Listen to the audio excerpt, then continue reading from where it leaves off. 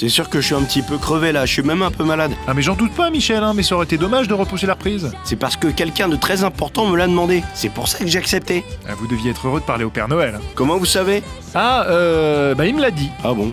Bah oui, parce que... Bon, c'est pas le moment là. Bonjour à tous et bienvenue dans Fort Accord, votre analyse d'après-film en compagnie de Michel, le spécialiste technique de l'émission. Bonjour Michel. Bonjour Michel. Une téléportation, un défaut d'animation, rien ne m'échappe. Et une fois n'est pas coutume, vous allez nous parler d'un film d'animation. La Reine des Neiges, Michel. Quel pouvoir as-tu pour te battre contre l'hiver? Ou contre moi? J'ai un vieux banc, 3 machines et une tablette graphique. Bref, Écoutez cette musique, je suis sûr que vous l'adorez. Je ne reviendrai pas. oh non, Oh aussi. pas encore cette chanson. Délivré, désormais rien ne m'arrête. Putain, c'est vraiment une torture de vous entendre chanter Michel, en plus avec cette voix de chèvre là. Au lieu de m'écouter, vous auriez mieux fait d'ouvrir vos petits yeux de fouine. Genre en bobine. Regardez la natte d'Elsa. Elle va passer de l'autre côté sans passer par-dessus son épaule. Vous avez vu? En arrière maintenant. Je comprends pas bien votre truc là. Elle passe à travers son épaule en fait, c'est ça? C'est ça. À cet instant, elle passe à travers l'épaule. Ce qui est physiquement impossible. Vous pensez à un défaut d'animation Michel? Bah oui. Enfin, c'est un défaut d'animation. Vous êtes fatigué vous aussi, non? Un peu. Un autre défaut d'animation dans cette scène romantique. C'est déjà passé? Oui. Ah bah j'ai rien vu alors. Genre en bobine, celle-là elle saute pas aux yeux, je vous l'accorde. Regardez bien ici, le doigt de Christophe disparaît dans le torse de Hannah.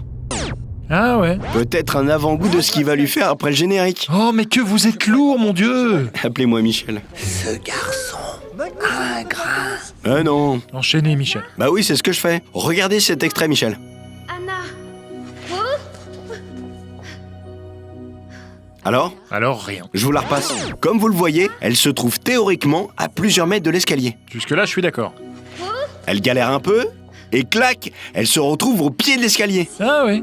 Je ne savais pas moi-même que c'était possible. Bah ça l'est pas. Mais enfin là ça reste léger quand même. C'est un film d'animation, Michel. On va pas voir des techniciens dans le champ, je vous le dis tout de suite. Enfin quand même... Ok, j'ai un peu moins léger. J'avance de quelques minutes. Regardez le petit bonnet rose que porte Anna. Mais c'est mignon comme petit bonnet. Je vous demande pas de commenter. Allez, je laisse un peu défiler.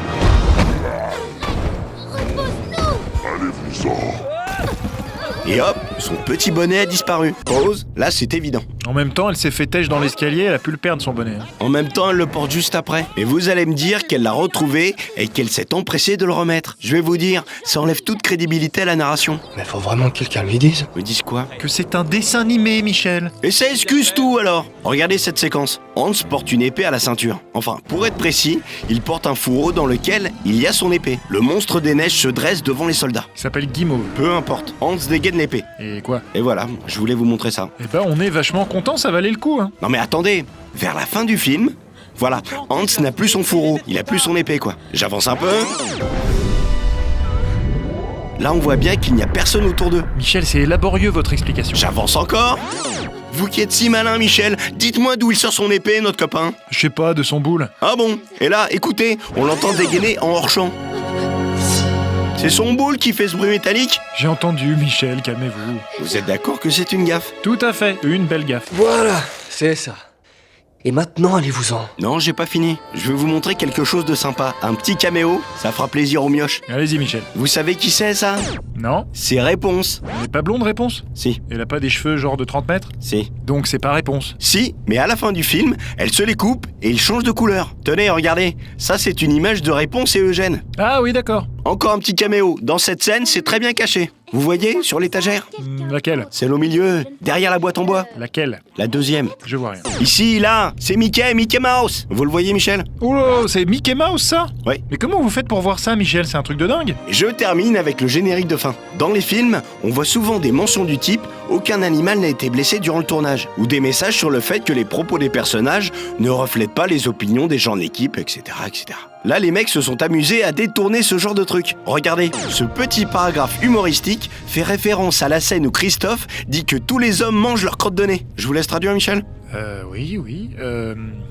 Les idées et opinions exprimées par Christophe dans le film sur le fait que tous les hommes mangent leur propre crotte de nez sont uniquement les siennes et ne reflètent pas nécessairement les idées et opinions de la Walt Disney Company ou des réalisateurs. ni la Walt Disney Company, ni les réalisateurs ne se prononcent sur l'exactitude de tels avis et opinions. Bien, c'est une traduction grossière, mais c'est à peu près ça. Mais faites-le vous-même la prochaine fois. Moi j'ai terminé, ça mérite bien un petit applaudissement. Merci Michel, c'est la fin de cette émission. On se retrouve la semaine prochaine pour un nouveau Fort Accord. Et j'aurai du lourd, du très très lourd. Eh Michel, libéré, délivré. Oh non, sérieux, j'en peux plus. Désormais rien ne m'arrête. Pourquoi vous avez coupé? Parce que je veux pas avoir ça dans la tête toute la journée. Mais c'est un tube. Oui, les Snorky aussi, c'est un tube et pourtant je vous emmerde pas avec. C'est pas la même qualité. Qui sont les Snorky? Mais qui? Libéré, délivré. Qui sont les Snorky? Nos meilleurs amis. Ce rêve bleu, je n'y crois plus, c'est merveilleux. Et là qui va là, Inspecteur Gadget. Et là ça va pas. Ouh, ouh.